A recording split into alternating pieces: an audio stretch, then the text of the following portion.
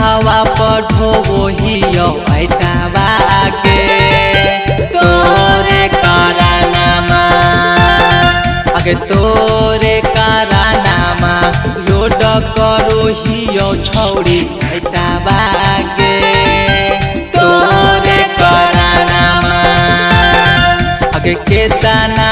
तोरा प्यार हम करो हलियो हवा गे तोरे कारनामा माथावा पढ़ो वहियो ऐटावा गे तोरे कारनामा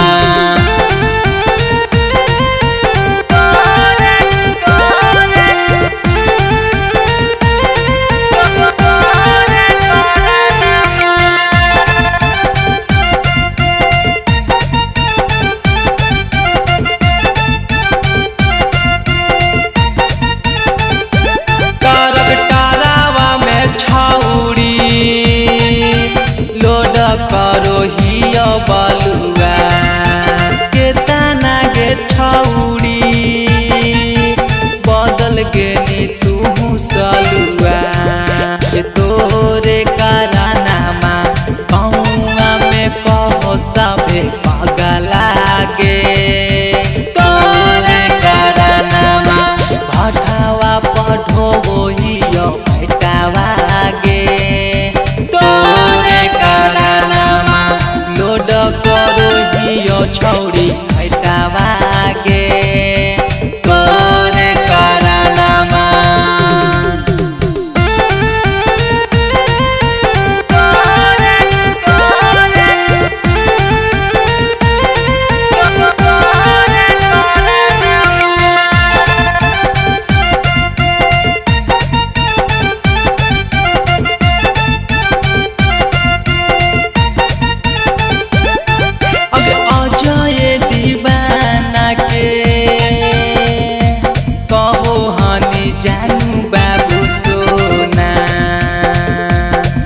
अगे हमारा के छोड़ी के पिया बाके संगे चली गे ना अगे केतना तोरा मानो हलियो जन्मों से ज्यादा गे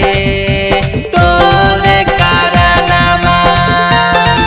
अगे भाठावा पढ़ो वहियो ऐटावा गे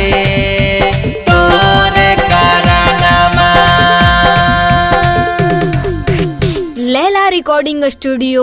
रजौली।